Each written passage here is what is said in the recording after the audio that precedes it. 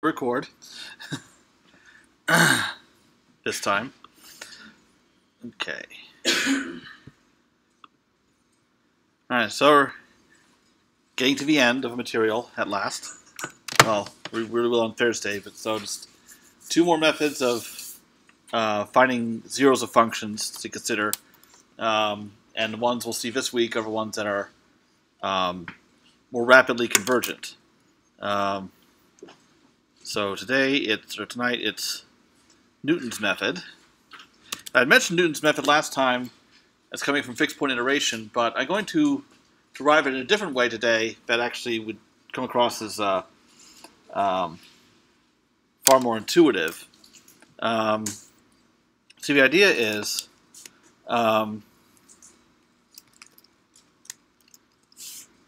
okay. So what kind of function, okay, let me rephrase this. For what kind of function can a root most easily be found? This is a common theme in numerical analysis, since we're trying to find approximate solutions to various problems anyway. For any kind of problem, whether it's finding a root or finding a root or computing derivatives or integrals, and or solving linear systems, solving differential equations. We try to identify what subclass of each of these problems are the easiest to solve, and then we try to use that knowledge to solve a problem in a general case. So what kind of function can we easily find a root for? Sorry, what? Homogeneous. I'm sorry. Oh, okay. Oh, no. Well, too easy. too easy to be useful. Okay, polynomial, that's the start, because for certain ones we can. But if I whip up a random, like, polynomial degree 8 or something, yeah. So I'm also talking about by hand. Quadratic? Better. Linear. Yes. Well, yeah, we can find roots of any quadratic, but linear is really trivial. And also in that case, the root's unique. Oh my god. Okay. Linear functions. So in particular, y equals mx plus b.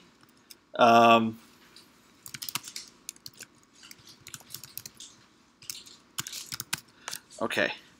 Then the root is equal to, so we just set this equal to 0 and we solve it, we get minus b over m. So, what I want to point out is, now here we just think of, okay, that's the y-intercept and that's the slope. Now, actually, I'm going to replace y with f of x. But this is the same thing as saying, because the y-intercept, that's also f of 0. So you're plugging in x equals 0 to get the y-intercept. And then the slope would be f prime at 0. Now, for a linear function, the slope is constant, so it's f prime at literally any x value. But I'm writing it this way because this is kind of foreshadowing what Newton's method is going to look like. Okay. Now, here I have it written in slope-intercept form. But now I'm going to write the line a little differently. M times x minus x naught. So we have some... So we have some point that we're using to express the equation of a line. So we plug in x equals x naught and we get y naught. So x naught y naught is a point on a line and m is a slope. So we do the same thing.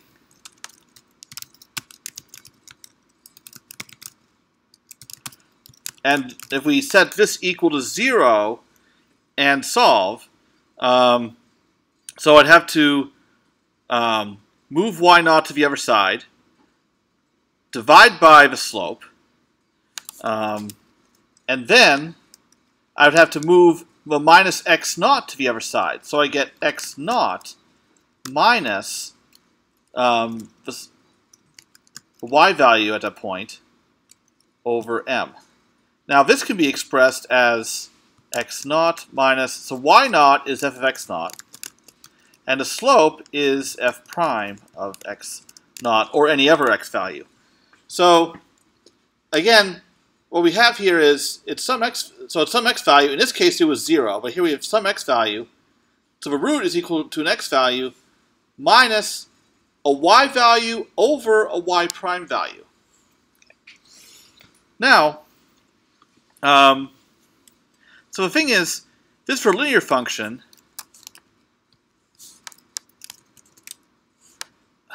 stop that.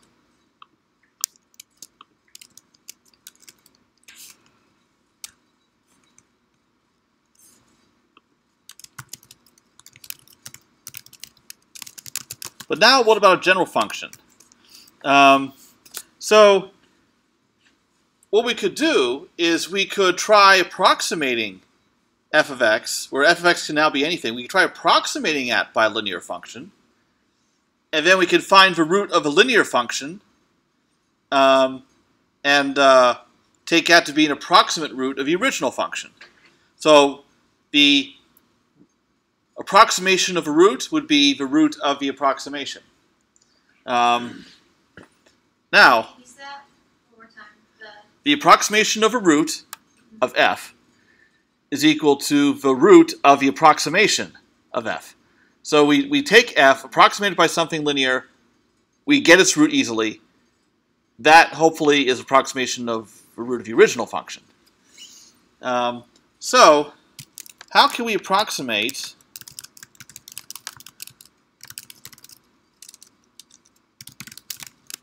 by a linear function?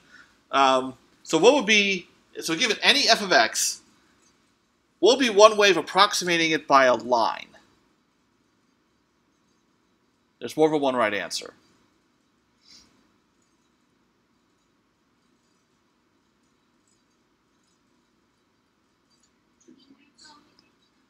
Okay, so take 2 points, all right, and then you can, okay, so here's what I could do. I could take 2 points on the graph of f, and, oh, I guess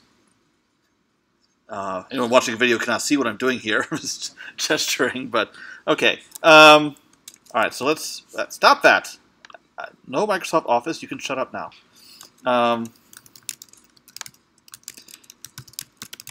In fact, I never want to hear from you.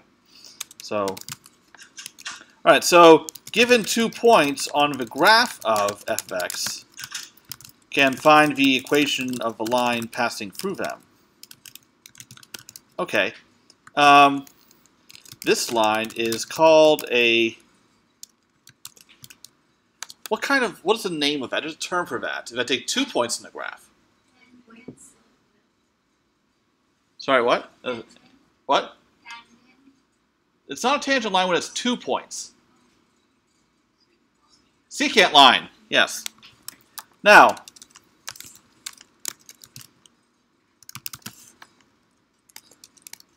all right, that's Thursday's class. We'll talk about that, approximating by secant line. Okay, but let's run with this. I have 2 points. Okay, I gotta stop doing that. I have 2 points, and I on the graph, and I draw the line passing through them. But now, if I let the points, and I said any 2 points at all, but now I suppose I let those points approach each other. What happens to the secant line? If the 2 points coalesce together, then it's a tangent line. That's tonight's class. So, okay. So, a line that approximates fx near a point x naught is the tangent line.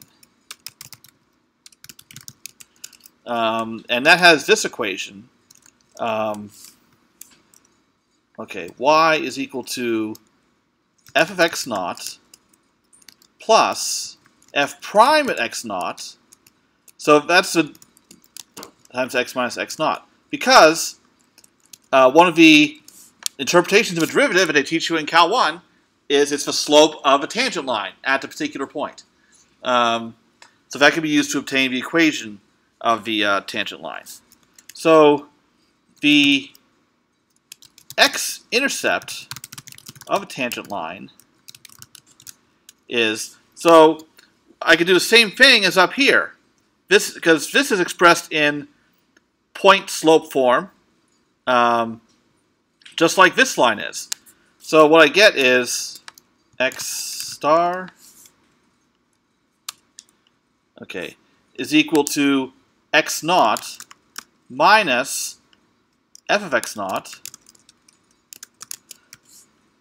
the y value, divided by the slope. Actually, I'm going to write it this way so it's a little clearer.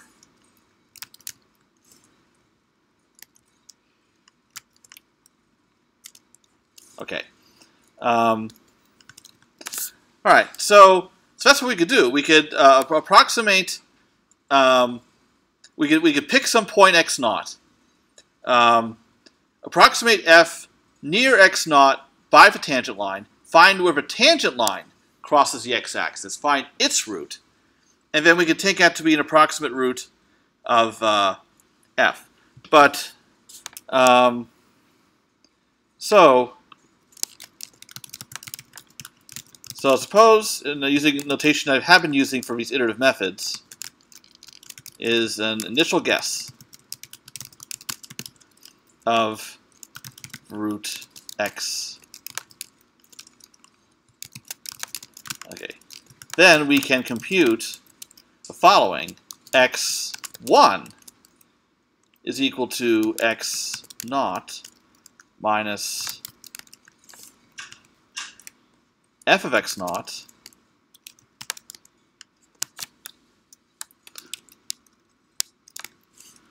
over f prime of x naught. Okay.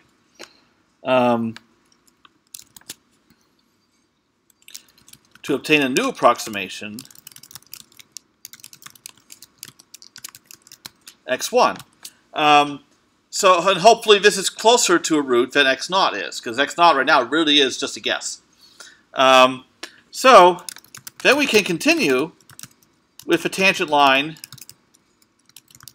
of fx at x1.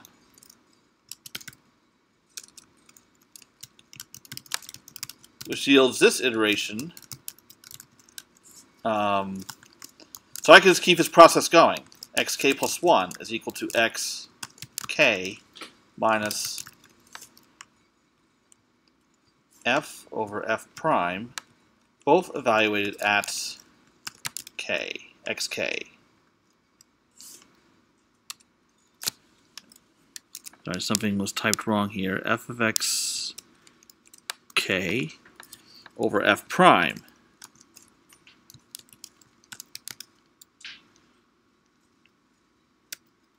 Okay. So that's really the algorithm. So this is called Newton's method. So here we approximate the function by a tangent line, find its root, take that approximation to be the new guess, tangent line at that point, and we just keep going, and hopefully we achieve convergence.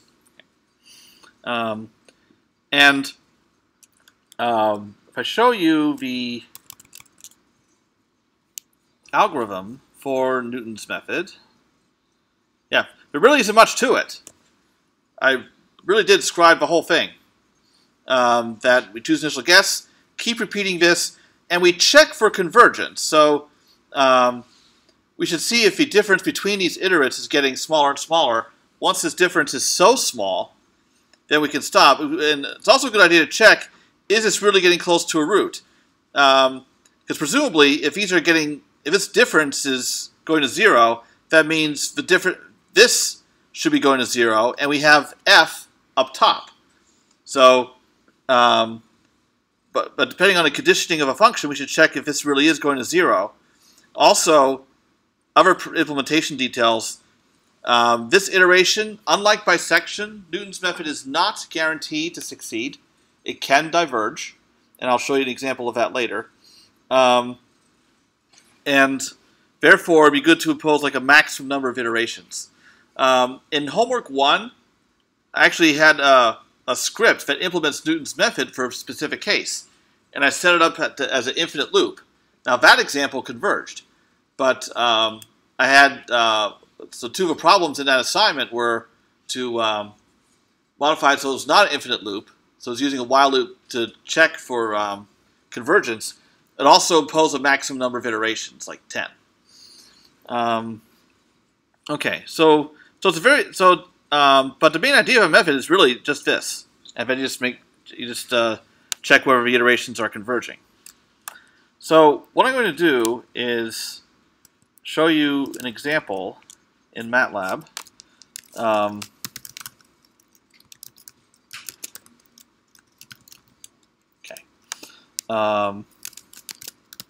Newton's method with a function fx equals x squared minus 2. So the root of that, of course, would be the square plus or minus the square root of 2. Now, what I'm going to do to use Newton's method on this function, I'm going to find function handles for f. Now, I could just do x squared minus 2, and that would be enough for Newton's method, but because in Newton's method, you're only evaluating his function at one point at a time.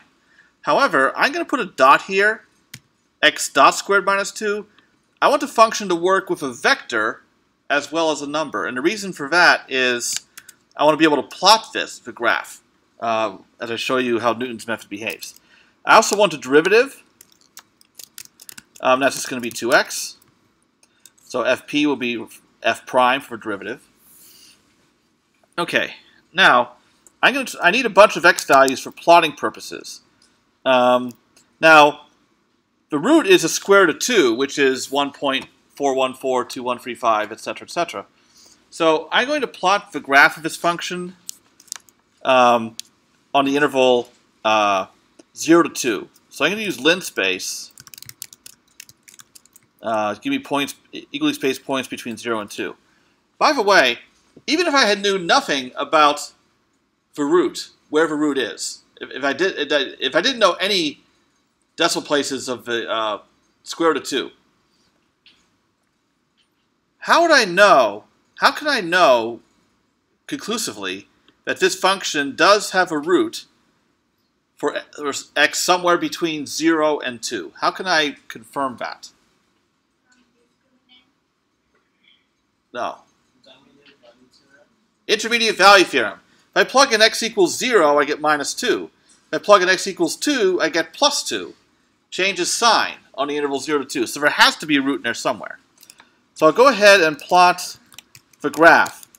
So I can just do my x values and then f of x values. And that's why I needed the dot for component-wise multiply. Okay, there's my graph. Now, I also want to show the x-axis, just for reference. So I'll do a hold on, and then I'll plot x going from 0 to 2, and y staying at 0. I'll plot it in black as opposed to the blue graph. Okay, so there's my x-axis. So here's a root somewhere over here. Now, I'm going to choose an initial guess. All right. Alright, so let's let x equal 1. And I'm going to plot that on the graph using a red circle. Okay, so there we see it there. Nowhere near the root. F is nowhere near 0. It's actually equal to minus 1. But now what I want to do is I want to plot the tangent line to the graph at this point, and for x between 0 and 2, so we can see where the x-intercept is.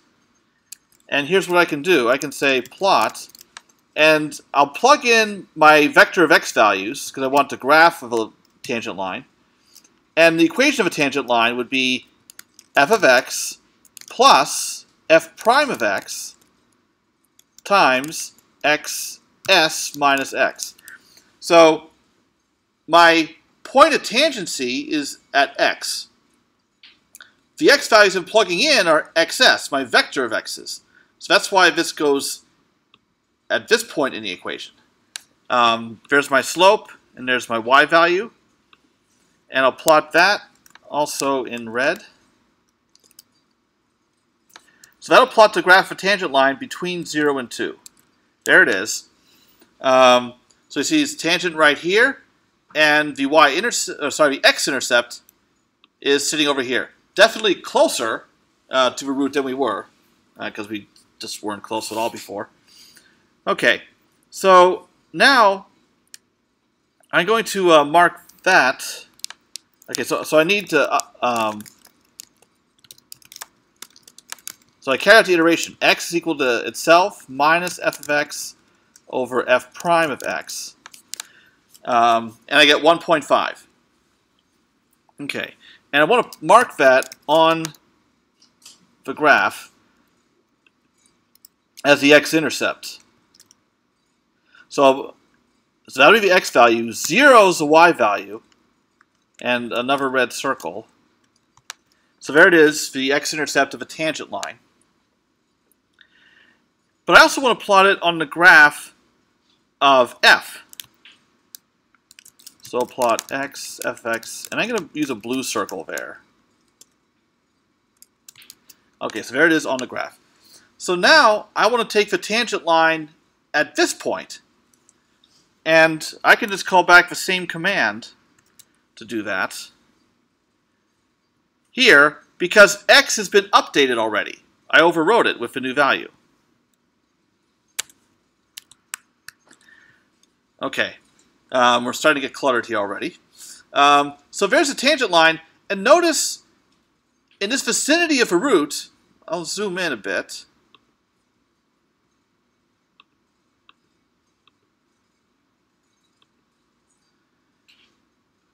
Even though the original function is a parabola, in this area it's roughly linear, to at least visually. So it's no wonder that the x-intercept of the tangent line, that's at this point, is really, really close to the root. So what I'll do is I'll update x again.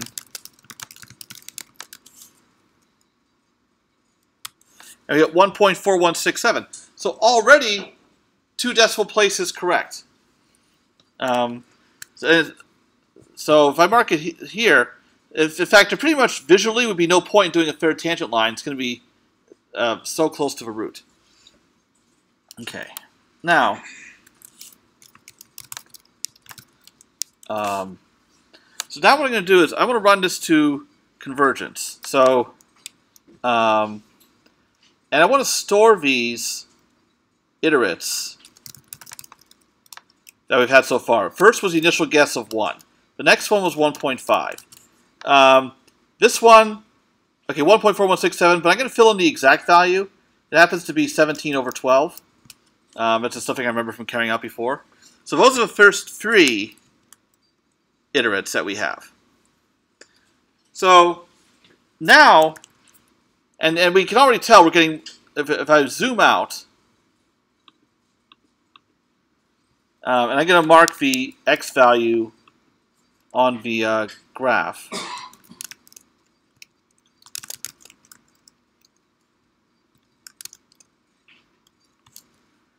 Okay, and we see that it pretty much is at the root, almost. Like I said, so it's already 2 decimal places correct. So we started here, got a lot closer, and a lot closer still. But now I want to show you the convergence numerically, because it'll be rather startling. So I'm going to say x4, oh sorry, alright, so now I'm going to update x yet again. And I'm going to store it in this vector of iterates. Okay. And I mentioned before, the square root of 2 is 1.4142135. So already 5 decimal places correct after getting only 2 before. I'll go again. and store that in the fifth spot. Notice it automatically grows the vector to accommodate the new value. Okay, so already this many decimal places correct up to the 5. One more time in the sixth spot. Okay, here practically nothing changed except these last few digits. I'll do, let's see.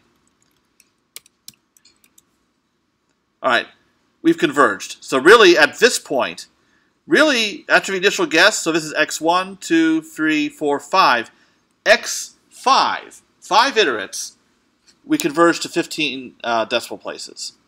Okay. So a far cry from bisection, which would take about, to get this much accuracy, about 50 iterations.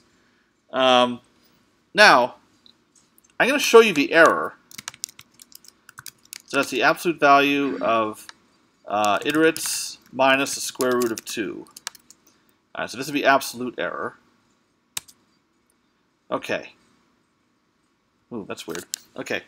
So I want to point out how many leading zeros we see in the error, because that would be an indication of correct decimal places. So first we don't have any because our initial guess is so far off.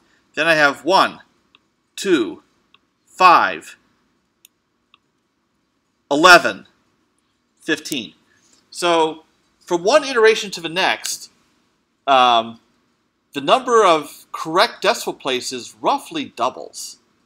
And since you can only expect about 15 or 16 decimal places of accuracy anyway, if it's going to double like that, hardly any iterations are needed to get a highly accurate approximation.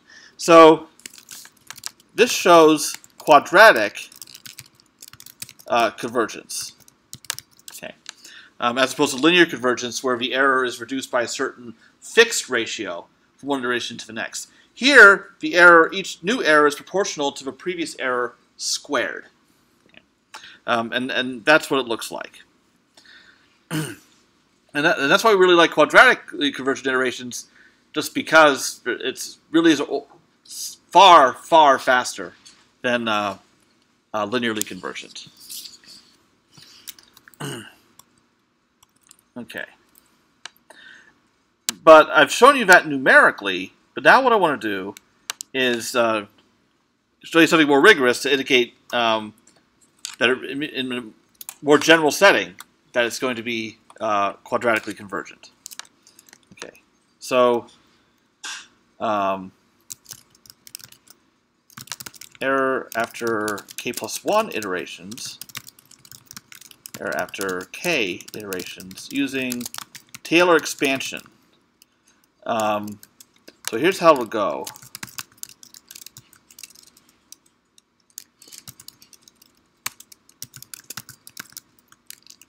Okay.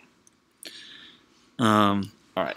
So I'm going to have x k plus 1 minus x star. So this is the error after k plus 1 iterations. K plus first iterate minus the exact root. Now, xk plus 1, I'm going to fill in the formula for Newton's method right there. So I'll just copy that from above.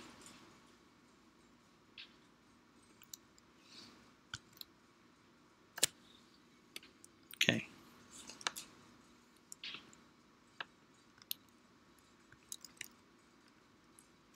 Okay. And we still have a minus x star sitting here. Okay, now we're going to need to do some manipulations on this to try to simplify this in such a way that we can see that, because right here, notice I have xk minus x star. That's the previous error. I want to show that this error is proportional to xk minus x star squared. The problem is we have this other stuff in here that we need to deal with. So what I will do is, since I have f prime of xk down below, I want to perform a Taylor expansion around around xk in the numerator. So how I'm going to do that is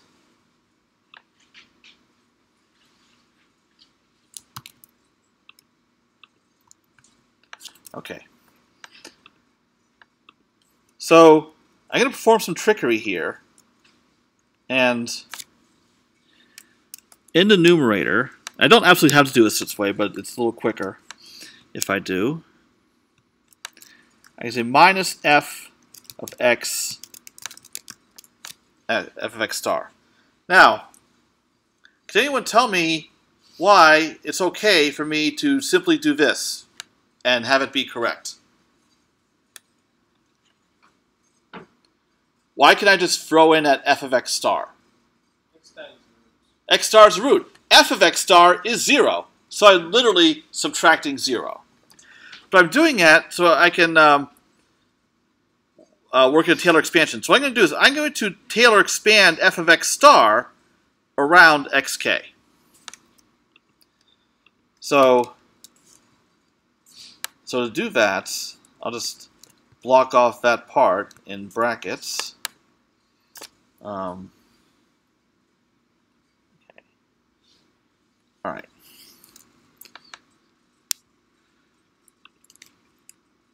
So f of x star is equal to f of x k plus f prime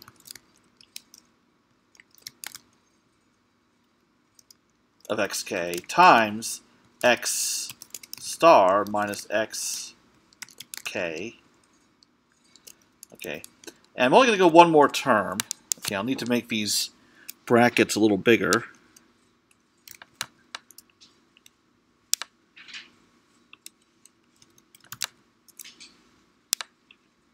Okay. All right.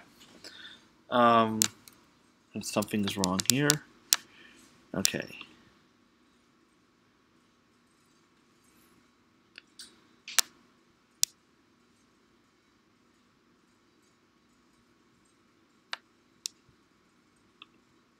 $151. Okay.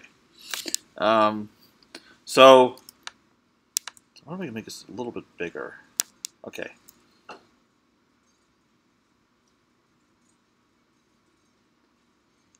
Okay, so stop it. Plus 1/2 f double prime at an unknown point, which I'll call ck. So the unknown point is between x star and xk, times x star minus x k squared. Okay. All right, so now I have my Taylor expansion in there. I don't need to go any further because I have the unknown point here. This is my remainder term. So now I'm going to simplify this as much as I can. So first of all, the f of xk and f of xk will cancel. So I'll get rid of those. Stop that.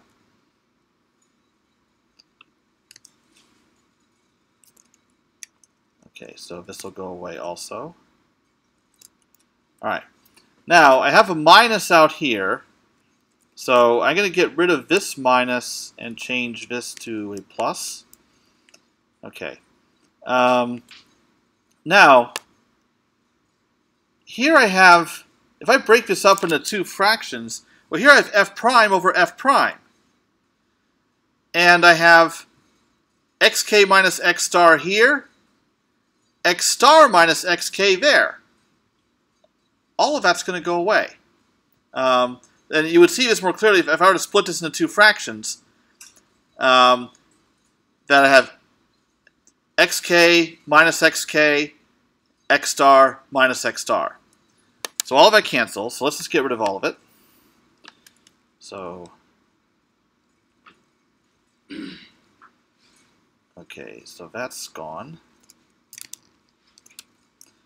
And then everything that's outside of a fraction is also gone. And including that x star that's being subtracted. Okay, so now I can get rid of the brackets.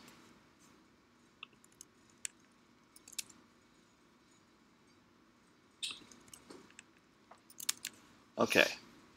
So, and I'm going to get rid of this fraction also and stick the 2 in the denominator. Okay. And I'm going to take the error squared and put it here to the right. Okay, so this is what we get. And we see that the new error is proportional to the old error squared. And that's how we can see that there's quadratic convergence. So, in other words, exhibits quadratic convergence with asymptotic error constant C equal to f double prime at x star over 2f prime at x star. And the reason I can say that is as this iteration converges, xk is converging to x star. So that's why I have x star down here. Ck is between xk and x star, but xk is converging to x star. So this also has to reduce to x star. So that is the, actually I should put absolute value around this. Okay, in fact let's make this,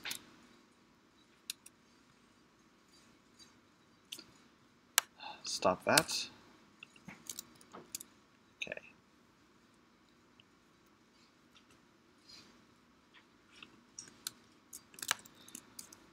Alright, and I'm going to make this a fraction,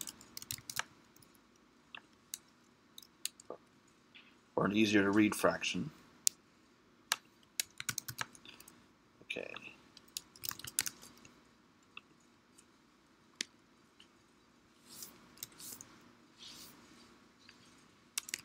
Okay, so that is the asymptotic error constant. So, so each new error is roughly equal to this constant times the old error squared. Okay. Now, what could be a problem with this? Like, when might this not hold true? Can you see a situation where you would actually not get quadratic convergence? Yeah, so when a derivative is 0, that that ends up not happening. And actually, I want to check something here as far as for this section. Okay. Oh, hold on. I've totally blown into my notes here. I might have blown in other notes as well. This is chapter 10, not chapter 9. I suppose when I taught this class 2 years ago, this actually was chapter 9. Dang, it means I'm going to go for my old notes and fix it. Okay. Alright, I'm going to take a quick peek at the problems that I've assigned for this section. Okay, so implementing Newton's method in Matlab. Okay. About convergence. Okay. Oh. Okay, if you have problems with our secant method, which I cover on Thursday. I want to make sure I didn't accidentally give away the answer to a homework problem, because it's happened before. I'm going to show you an example. So this can fail if f prime at the root equals 0 or even nearly 0. So I'm going to show you what, I'm going to give an example of what happens in that situation. Okay. I need just a little bigger than that. Okay.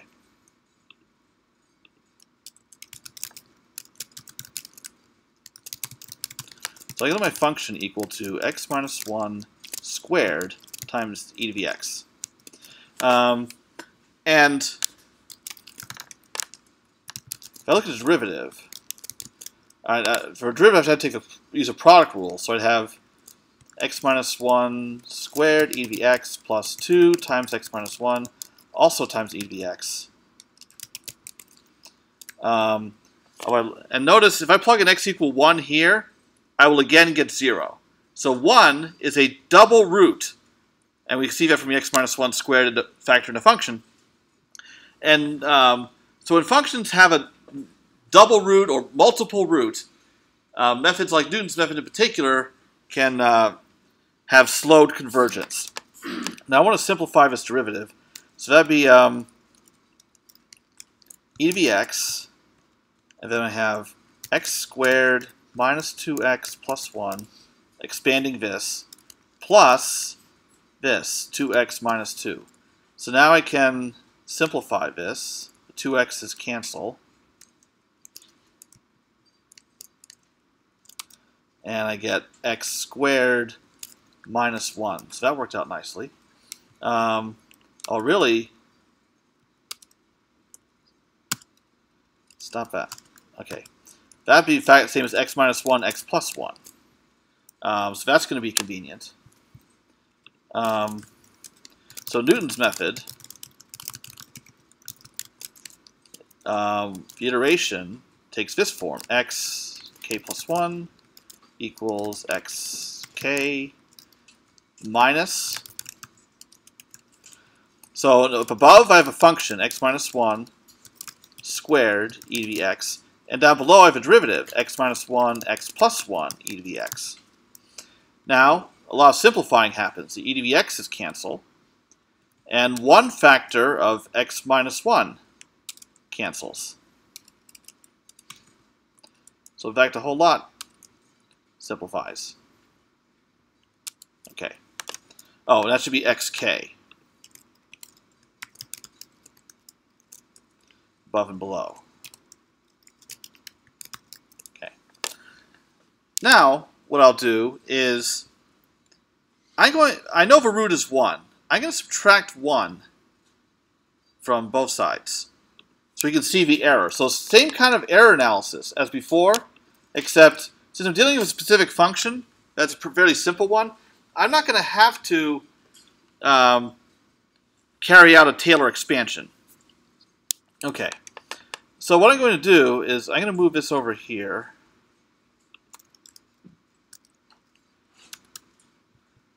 Okay. And notice I have, here's the new error, here's the old error, here and here. I can factor that out. So I'm going to have 1 minus 1 over xk plus 1. What happened?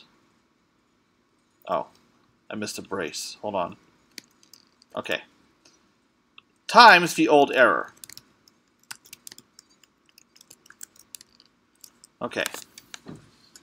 So now what I can do is I can simplify this. I can put everything over a common denominator. So I have xk plus 1 over xk plus 1.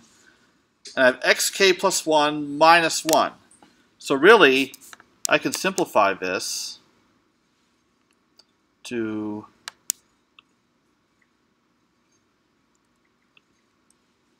xk and get rid of this. All right. Now, so new error is equal to old error to the first power, linear convergence, times this expression here. Now, knowing what the root is, what happens to this? What does this converge to as k goes to infinity? The iteration will converge, just slowly. Well, xk goes to 1. So the whole k goes to infinity. Xk converges to the root, which is 1. So what have we here? This whole fraction. 1/2. Okay, so in other words, what we have is, dang it. Thus we have linear convergence with asymptotic error constant 1/2. Can anyone tell me what other method that we've seen so far has linear convergence with the error being cut in half?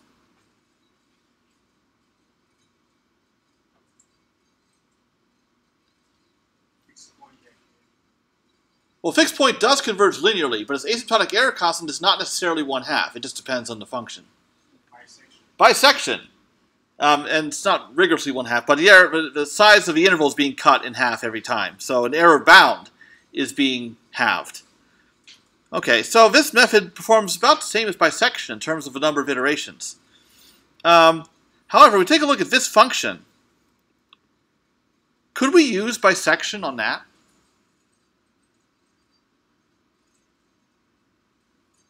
Is that feasible?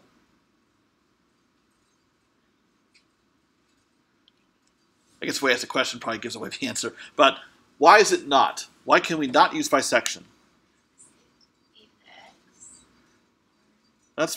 You're on the right track, I think.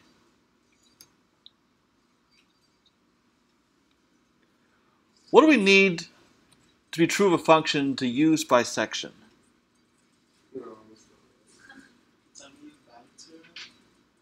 Well, that provides a justification, but how is that used? So what property does a function have to have on if you have a function in an interval AB, what has to happen to f on AB to be able to use bisection, so that we can use the intermediate value theorem, to know there's a root? Has to be a sign change. This function is always non-negative, so bisection could not be used. Okay, but unfortunately Newton's method, while it would work, would not work very well. Okay. All right. So we have to be careful about when it's. So that's one drawback of Newton's method, that for certain functions, it fails to live up to its promise of rapid convergence. But now I'm going to show you what I think is actually one of my favorite examples, actually my very favorite example of Newton's method. That's an interesting application of it. And but it can also show what can go horribly wrong with it. All right, so I want to make sure about. Okay, I still have a good amount of time, but I want to make sure that I don't end up forgetting to cover something. Okay, did that, not doing that. Did that, did that. Okay, good. So I can spend some time on this.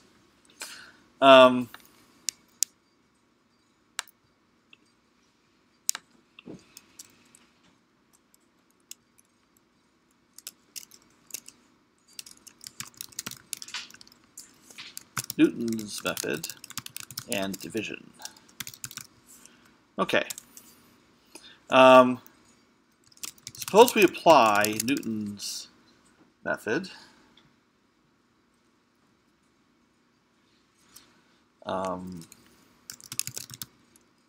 to this seemingly very simple function, f of x equals a minus 1 over x. Actually, okay, I'm going to write it this way. All right, so a minus 1 over x, where a is some positive constant. Now, what's the derivative?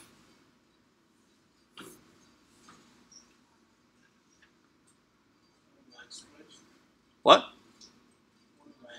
Yeah, 1 over x squared. And we have the iteration. Okay, so if I have xk plus 1 equals xk minus, okay, so fill in the function a minus 1 over xk up top, and then down below I have 1 over x k squared. But, whoops. Okay. Now, dividing by 1 over xk squared is the same as multiplying by xk squared. So if I take that into account, I get xk minus axk squared.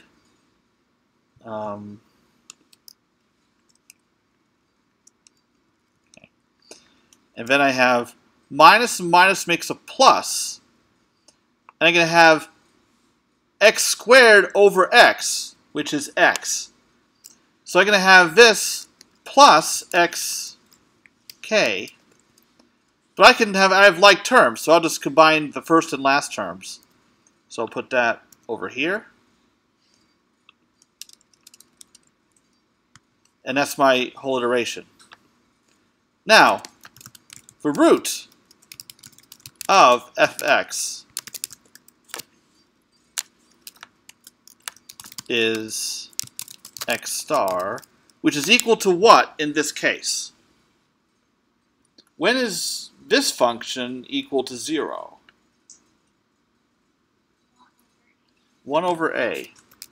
So really what this is doing is I'm given this number a, and this iteration will give me 1 over a. So you give it a number, this iteration, if convergent, will give you the reciprocal. Now, in other words, you're performing division. But if we look at this iteration here,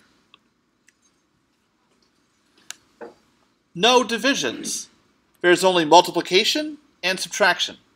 So you get the reciprocal of a number without performing a single division. But isn't subtraction more expensive than... No. Addition and subtraction, same expense, basically. Multiplication is much worse than either one of those, and division is worse still. Yeah. All right. So this seems like an interesting idea of a way of performing division with other operations. So let's see how well it works. Okay.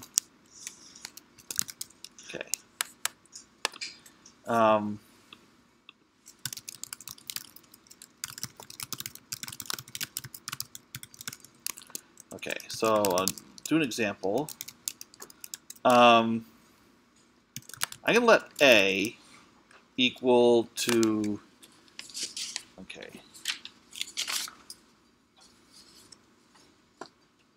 my favorite number 12, don't ask. Just always has been.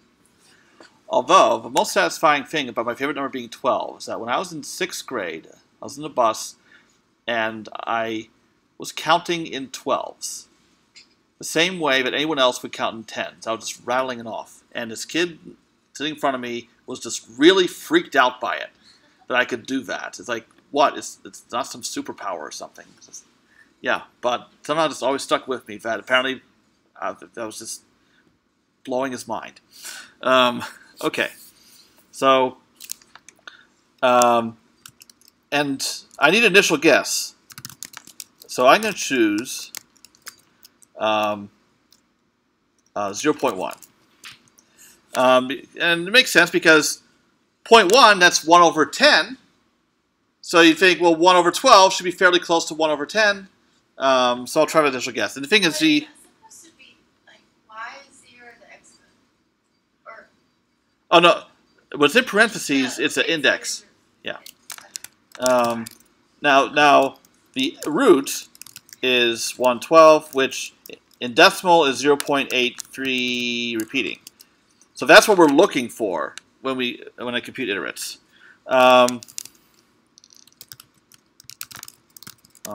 Okay.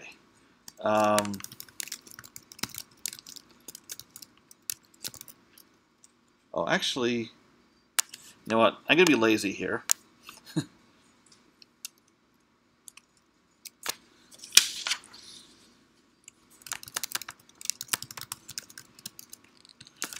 Okay, so I have an example for this. Okay. All right. So here we are. Make this a little bigger. Okay, so I plug in my initial guess. 2 times the initial guess minus 12, my A value, times the initial guess squared. And I get 0.08. So I'm getting the first 2 decimal places correct already. I just want to check my notes here. Oh, sorry, that's 0.083333. So otherwise I'd have 5.6. Okay. And then I plug... Oh my god. I thought I fixed this. These typos have persisted in this example literally for years, because I wrote these notes way back in like 2009. No, it was actually before then. Yeah, I keep forgetting to fix this. God. Alright, 0.08 is what should go in here. And here. And this is the correct iterate that gets spit out. And so we get another decimal place correct. And as we can see, like in the previous example, square root of 2, we get, here I have 3 decimal places, then 5, then 1, 2, 3, 4, 5, 6, 7, 8, 11, and then the full machine precision. And just, again, just 5 iterations. So in that case, it worked really well. Okay. So now I got to make a note to myself to fix this for a second edition, which, well, if this were a calculus book, the second edition would probably be due next year, but with high-level books, not so much. So now what I'm going to do is, I'm going to do the same thing, A equal 12, but I'm going to set my initial guess differently. I'm going to set it to 1. And here's what happens. So 2 times the initial guess minus 12 times the initial guess squared is minus 10. That's discouraging. And then I plug that in here, at least I did it correctly this time, and I get something much larger, and the numbers just get larger and larger. So in that case, the iteration diverges.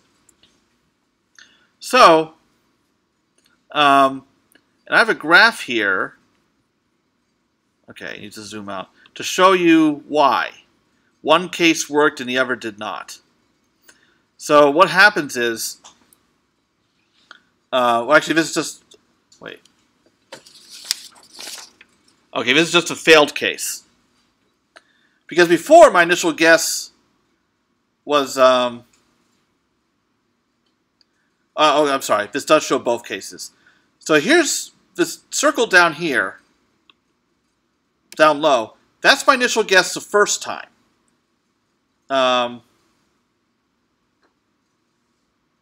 Is that 0.12 plus before? Yes, it is. Okay. I'm just wondering. Yeah. Okay. Yeah. Okay. Although, okay. Yeah, so the actual, yeah, and this line right here is a tangent line. Okay, yes, so that's supposed to be 0.08. All right. So if the initial guess is much smaller over here, then I get a successful iteration. But here, my initial guess out here at 1, watch what happens. Because of the slope of a tangent line, the x-intercept is all the way out here. And actually, that shouldn't even be minus 6. So dang it, I got to fix this figure also. I don't know what happened. I think what happened was I may have done different examples and jumbled numbers between them. Like I think I tried something with 8 once. So, all right, so lots of fixes to happen here. Dang it. Okay, well, I'm going to see my publisher in January, so maybe I can beg them to let me do a second printing or something. Yep, not embarrassed at all. Now, the numbers aside, what happens is, if I, here, notice the graph of a function is in 2 pieces, because there's a vertical asymptote at 0. Oh yeah, I have 8 minus 1 over x up here. Oh. You know what, if I have, okay, if I let a equal 8 here, then this figure is correct. So, I should probably change it anyway just to be consistent with the example that's written, but yeah. What was the X1 and the one that diverged in the example? Oh, this? Oh, yeah, remember the first time you plugged it in, you had a negative, what was it, -10? Yes, it was -10. Okay, so that would make it even further to the left. Yeah, it would. 6, so it'd even be more. Yeah. The tangent line. Yeah. So, okay, so. I'm talking about down the figure. Yeah. I'm sorry, what? It's hitting -6. Yeah. The figure, it'd be out further. Yep. It'd go out, and so it'd even be more. Yeah. Horizontal. Yeah, so what happens is, with a vertical asymptote at 0, we have one piece of a graph up here, and the other piece of a graph over here. So if the x-intercept of a tangent line is negative, then we're on the wrong side of a graph. And imagine a tangent line on this part of a graph that's going to go way out there, and that's why the iterates keep going further and further away. So, okay, so at least this figure is mistake-free, but I do need to fix the numbers on the previous page.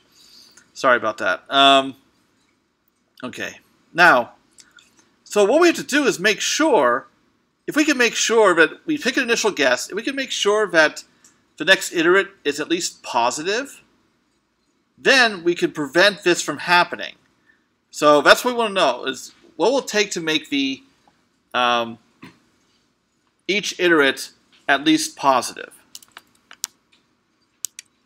Okay, so we'll take a look at that.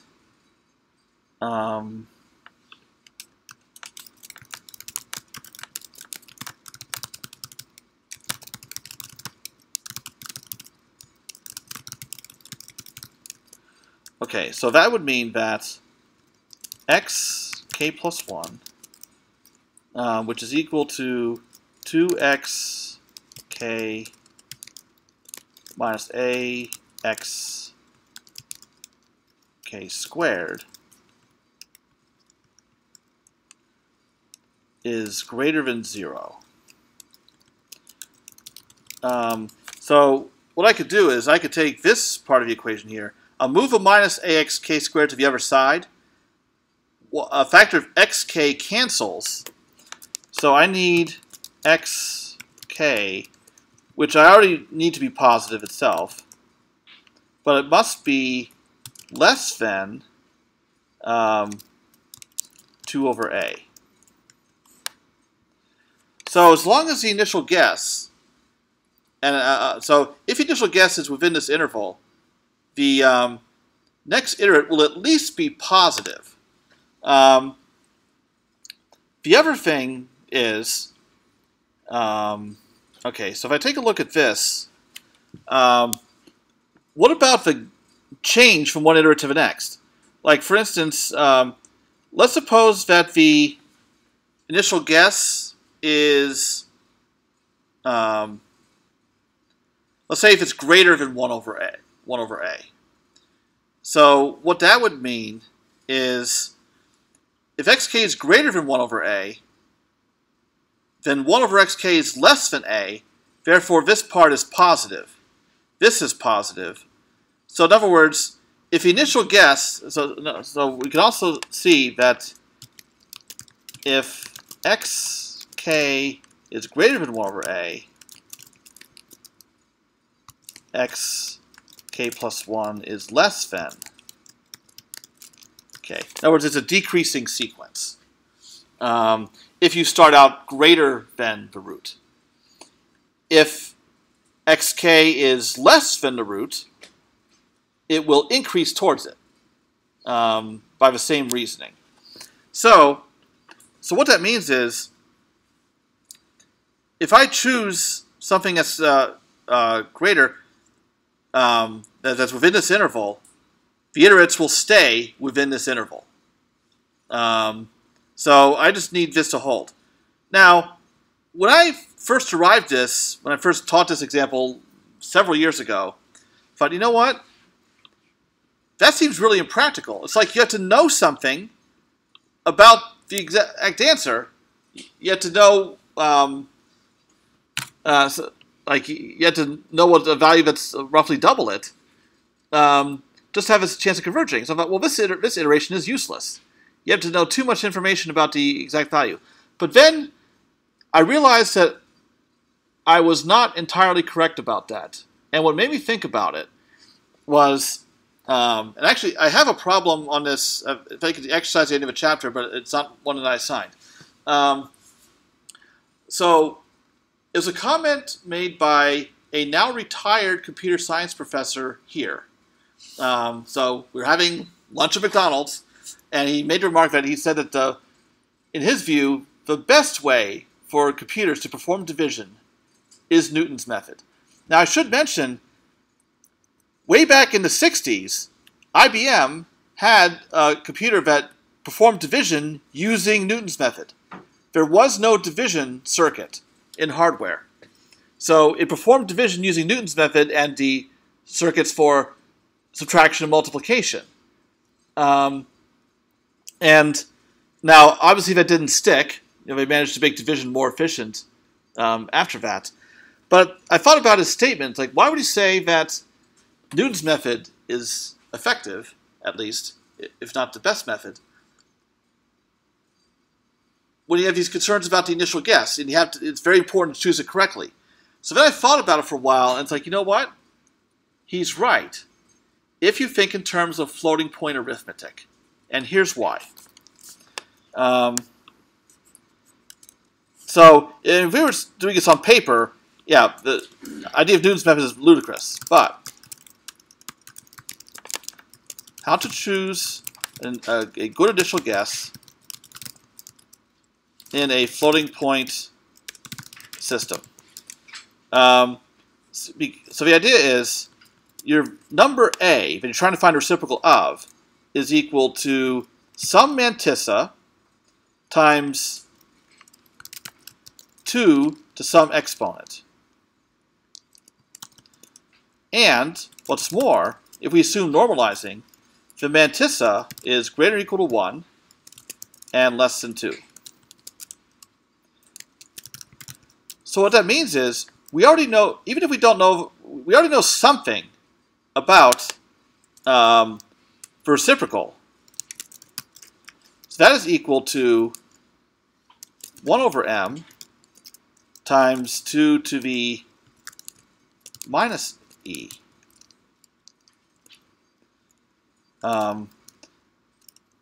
And we do not know 1 over m.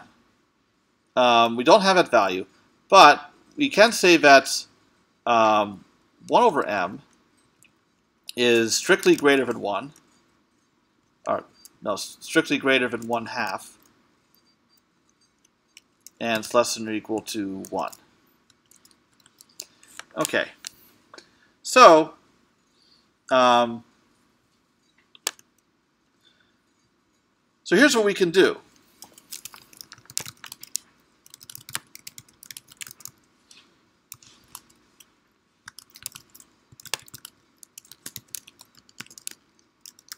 We can choose x naught equal to 2 to the minus e, because 2 over a, which is our upper bound, is equal to 2 over m, which is unknown, 2 to the minus e, where 2 over m is strictly greater than 1 and less than or equal to 2. Okay. So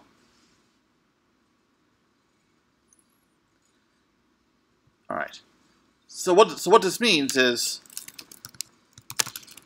that choice of initial guess, no matter what this unknown mantissa is less than 2 over a. And it is certainly positive. Okay. So that's all you have to do. You appeal to the information about the number a in the floating point number system. Take its exponent, and you have those bits already. They're available to you.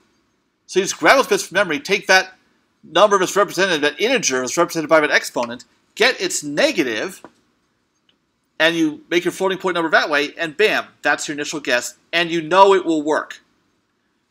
So, yeah,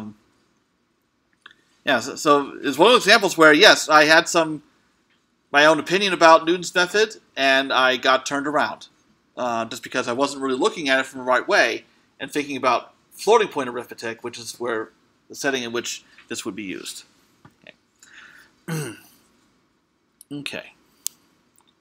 So it pays. So when someone makes a remark like that, like that professor did, it pays to not immediately conclude that they're full of it, just because it happens to be completely contrary to what you might have thought before. But at least might deserve some examination. In this case, I'm glad I did, because it gave me a heck of a bonus problem to give my students, at least in previous iterations of this class. But now I've given away the answer. Okay. So that's the lowdown on Newton's method. But what we see here is how perilous it can be to use Newton's method. If you do have an initial guess that is near the root, so you know something about your function's behavior, then yes, it's very effective.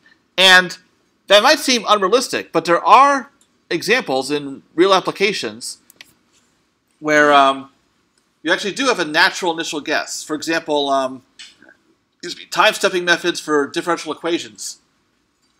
You're taking small steps in time. Therefore, your solution at the current time is already a good approximation of your solution at the next time. You're already in the ballpark. So something like Newton's method is perfectly reasonable in that case. So sometimes you just happen to know something about your problem that gives you a line on a solution. Also, there are some cases where, like depending on derivatives of a function and how they behave, you can prove that convergence of Newton's method will happen, even if the initial guess is far away. And I have a theorem to that effect.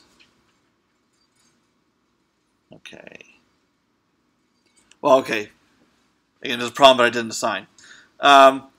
So if you have this case, f is increasing and concave down on some interval, AB, which can be large.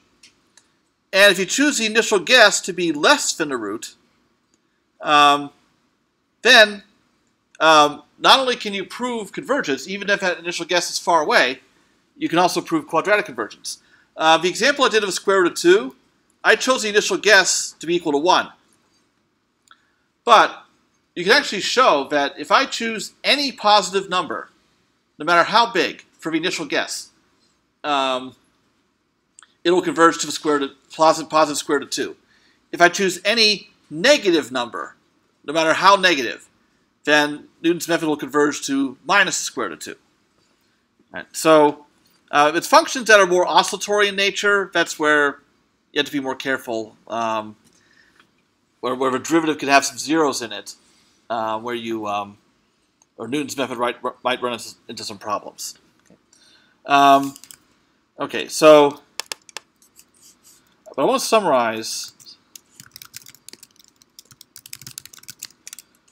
the pros and cons for Newton's method. So rapid convergence. Really, that's the pro. Cons, not as reliable.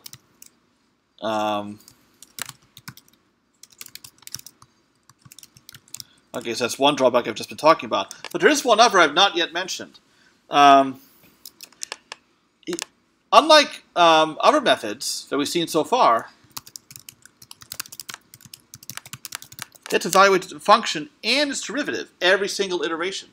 Whereas other methods like bisection or fixed point, whatever function you're trying to find a solution to, you only evaluate that function. So even though you're performing fewer iterations with Newton's method than with other ones, those iterations are more expensive. So a workaround, try approximating the derivative using values of only f of x. And that's something we've been learning about in Chapter 9. And I'll talk about it more on Thursday.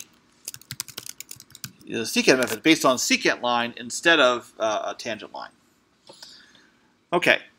All right. So when I say rapid convergence, in particular, I mean quadratic in most cases. All right. Okay.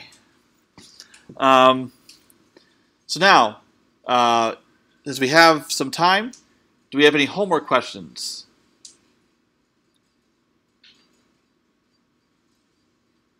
A lot more homeworks need to come in, even though one will be dropped. I know a few people have turned in homework 6, so we'll get to those soon, but I'd like to have more of those in before I jump in. But I guess I'll be spending my Thanksgiving break grading something. So. Yeah. Yep. Okay, so it's holiday misery for everybody. Yep. Okay. 9.2.1. 9.2.1. Okay.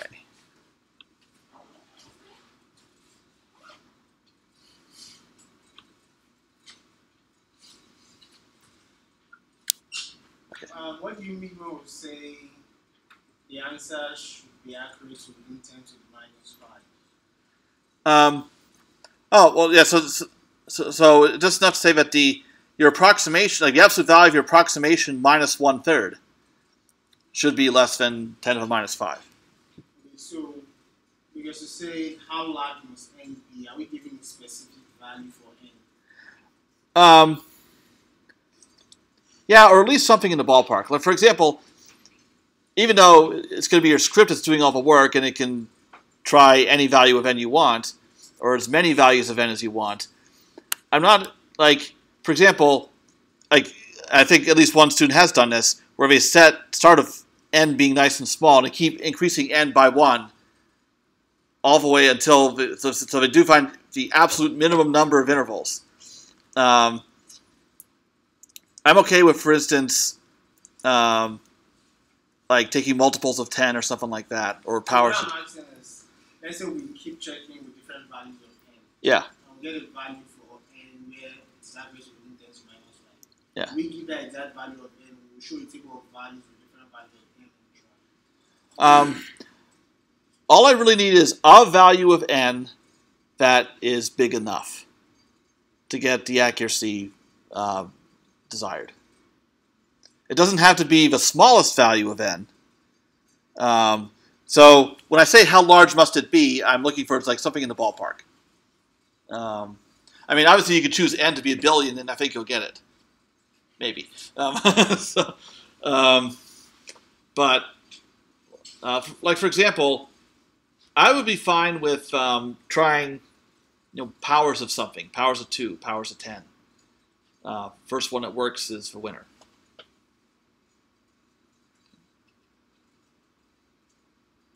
Like, what I'm really asking is, Okay. let's say we're trying powers of 10. I try n equal to 10. Yeah. And maybe I go to n equal to 100. Yep. N equal to 1,000. Okay. As soon as I get to that value, let's say I get to that value at n equal to 1,000. Yeah. So Yeah. I just say n equals 1,000. Yeah. And that's it. Or should I say at n equal to 10, the accuracy was this? Oh, I don't know. Okay. I don't really care about what happens with all the failed attempts. Okay. Yeah. Just give me something that succeeds. Okay.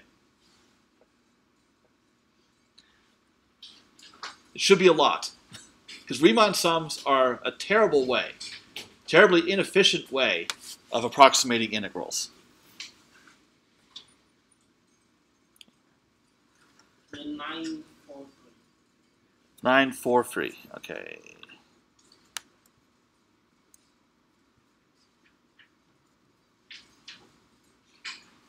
Okay. So you said, how does the accuracy increase as n increases? Yeah. And explain this. I don't understand how what we're supposed to do with that. Well, okay. So, again, using the exact values. For example, okay, if we look at order of accuracy, like these composite rules, like trapezoidal rule and midpoint rule are second order accurate, which means normally if you increase n by a factor of 10, the error decreases by a factor of 100. And then it'd be by a factor of 10,000 if it's Simpson's rule. So does that happen in this case? Since you can choose a value of n and get the error. So go ahead and try, again, powers of 10. So try it for n equal 10, 100, 1,000. How does the error behave? Does the error decrease by a factor of like 100 each time, which you would expect for second order? Or does it fall short of that?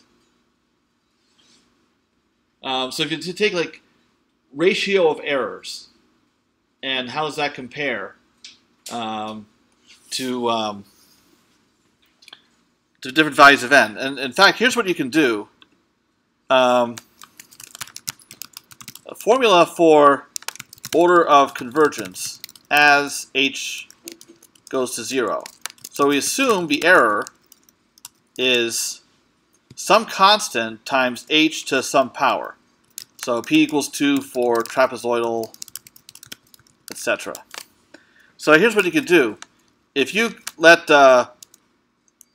error 1 equal constant times h1 to the p, and error 2 is constant times h2 to the p. And keep in mind, h1, h2, e1, e2, in this problem, all known. Because given you pick two values of n, any two values, you have to compute your h, and then you evaluate the integral using your function, you can get the error. Now, e2 over e1 is equal to h2 over h1 to the p. So that means that p is equal to the log of the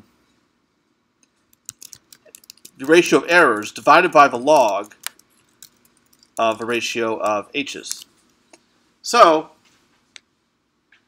given your errors and your h's, try computing that. So, for the trapezoidal rule, this ought to be 2.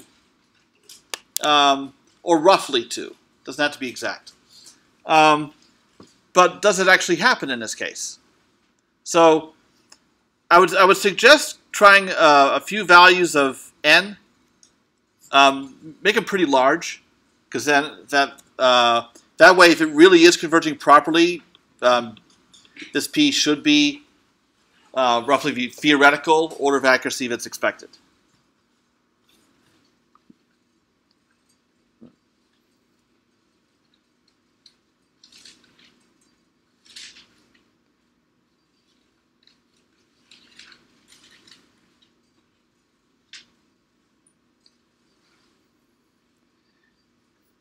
And if you find that it's not, then you go back to the error formula.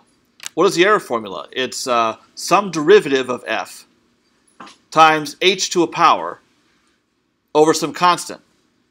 Well, if the error behaves properly for one case and it does not for another, what could possibly be different about the two? So you look at what could be different. To try to explain why that might be. And one thing I want to mention here, if I show you, return to the error formulas, like, okay, so here's the error formula for a trapezoidal rule. Now, what we have is, okay, minus second derivative at an unknown point over 12, b minus ah squared. The unknown point, the only thing we do know about it is it lies within the interval AB.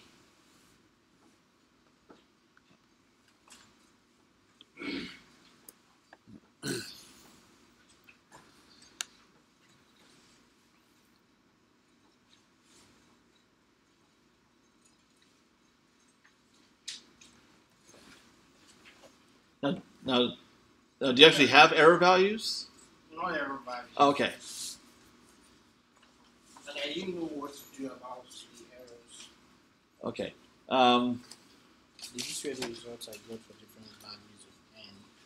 Okay, and okay, since the exact value for this one is 2/3. Yeah. Yeah, so then what you can do is, so you look at these differences between these and 2/3 and get your errors that way. So then you can use that formula to show you to get the order of convergence. Okay, this is Simpson's? Yeah, this. Okay, yeah, so in this case you would expect it to be 4, but is it really? Okay, I'd recommend, okay, since we know it's 6666 repeating, that I'd go with these values to try to measure the error and see how it's behaving. But like, take this for instance. Here, n doubled. Yeah. Here, the error is roughly 0.0026. Here, the error is 0.0009. So, if you're doubling n, the error should decrease by a factor of about 4. But is that happening here? No. Yeah. So that's the thing to look at is how's the error supposed to behave, and are you getting at behavior? So when you say explain the discrepancy. Yeah. So what's gonna okay. So if you have a situation for either one of these integrals where the error does not decrease like if the error formula predicts it will, why is that? Oh, I know. Well, that's why I said look at the error formula and keep in mind that it involves a derivative evaluated at an unknown point. So you got to start looking at derivatives of the f in question. Okay. Any other questions in the last 2 minutes?